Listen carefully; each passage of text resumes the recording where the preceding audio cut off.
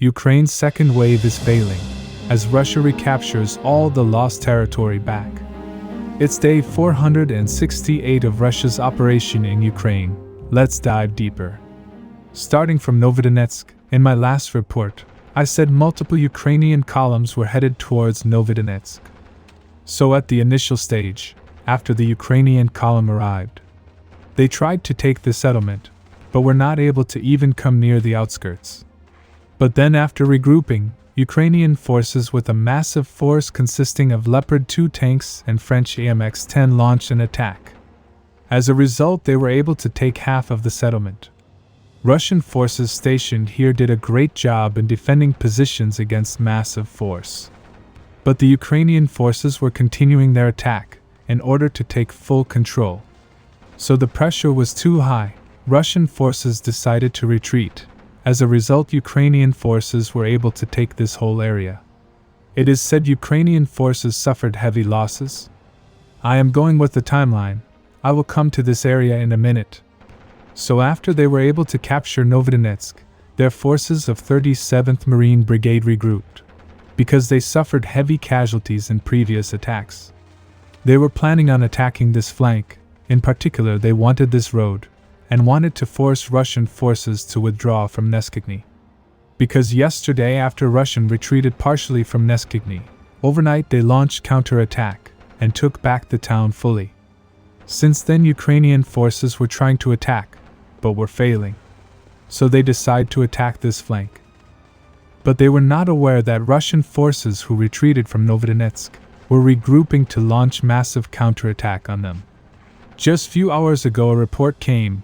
Russian forces, after hitting Ukrainian forces with heavy artillery, launched a counterattack. As a result, they were able to recapture Novadenetsk.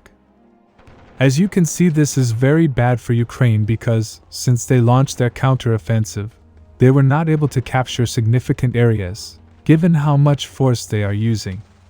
I think they need to rethink the offensive, because if we consider the number provided by the Russian side to be true, then they have suffered heavy losses in both equipment and manpower, which is not sustainable.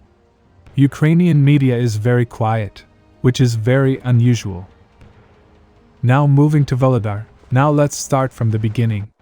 Before Ukrainian forces launched their attack on Novadenetsk, they launched distraction attack on Volodar Maryinka. As per report, they attacked with tens of armored vehicles, giving the impression that this might be the main attack, so Russia would deploy their forces here. But that did not happen. Russian forces were able to stop them with heavy artillery. After this, they launched attack on Novadenetsk as we discussed earlier. At the same time, they increased their intensity on Volodar significantly. They were using multiple tanks and infantry fighting vehicles. But Russian Marines undermined all the incoming routes beforehand, so they were not able to make any advance. In short, Russian forces did what Ukrainian forces did to them earlier. Volodar has once again proven too difficult to advance head-on. Now moving to Kherson, as you may all have known, the Novadenetsk dam was destroyed today.